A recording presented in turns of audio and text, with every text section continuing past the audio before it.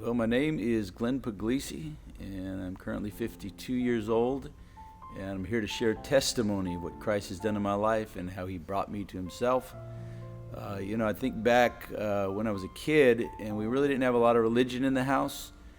My dad was a military guy. We bounced all over the United States through that. I think we went to an Episcopalian church early second, third grade, just for a few years, but really none of a understanding of God in my life. And so as I became a teenager, I wasn't this radical, wild, out there type of kid. Wasn't addicted in drugs, wasn't addicted in alcohol, wasn't a fighter. But there was, like in every heart, there was this place in me that began to really start thinking about life and start thinking about who God is. Asked a lot of questions, didn't get a lot of good answers. I did not hear the gospel till I was 16 years old, the very first time, and it was kind of bizarre the way it happened. It was in an ungodly relationship I was in, but through that, I actually was exposed to the real gospel for the first time. Can't say it really appealed to me at first, but over a period of maybe a year's worth of time, something in it, as I got around a little more, began to really penetrate. And I remember the turning point. I was actually 17 years old, and I was just in this Sunday school class with just me and one other person, an old guy teaching it. And I don't know what it was about that morning. It was just God's time, but the first time that the message really penetrated, bothered me, made me think about my life, eternity. And that was the beginning of what would eventually lead me to salvation. And it was a process from that point of God dealing with me. I didn't know it was God's dealings. All along, there was a scenario unfolding in my life that was really, really beginning to crush me and take away any joy I had in life. And, if I had a middle name, it would be misery at that time.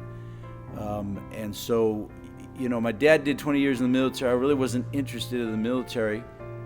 I had an old recruiter that was constantly badgering me.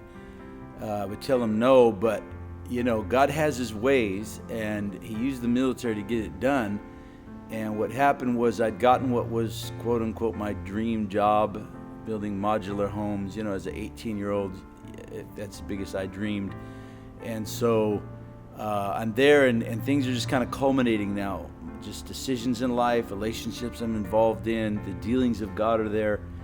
And literally on a whim, one day I just wanted to get away from it all. I said, man, I just got to get away from all this, start fresh. So I thought, the military, the recruiter.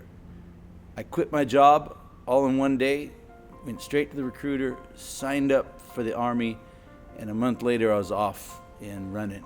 And little did I know that I followed me, and I was the problem, my heart was the problem, but I ended up at Fort Sill, Oklahoma, to the same dealings of God, the same emptiness.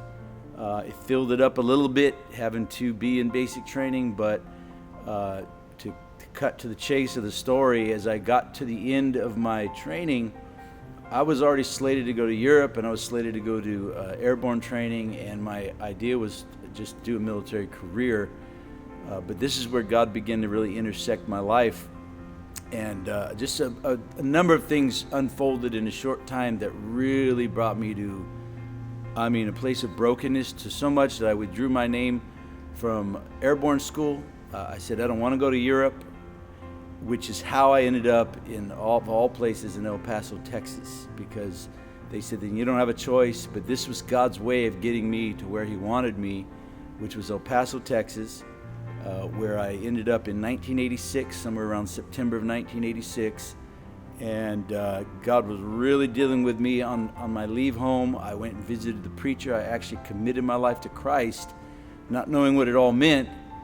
And it was just a weird way. I don't have the time to tell the whole story of how God got me to actually the Potter's House, the fellowship church, a little pioneer church with 4 people. But in 1986, I really wanted to serve God. I was ready.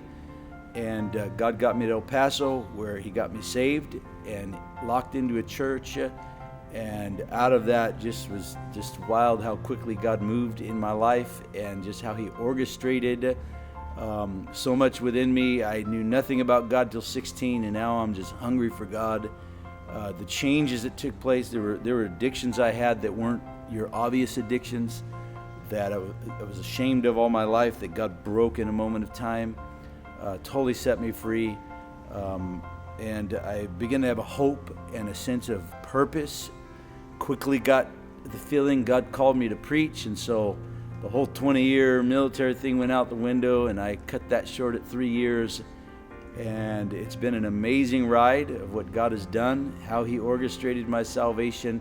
And there was a lot of change. Here's the thing about it. We think you got to be all these quote-unquote bad people, crime-ridden, drug-addicted I needed saving, and I was none of those things.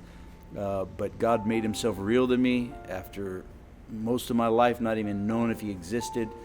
And he's real today. He's changed me. It's been an amazing, amazing ride of what God has done, and so much more he's going to do.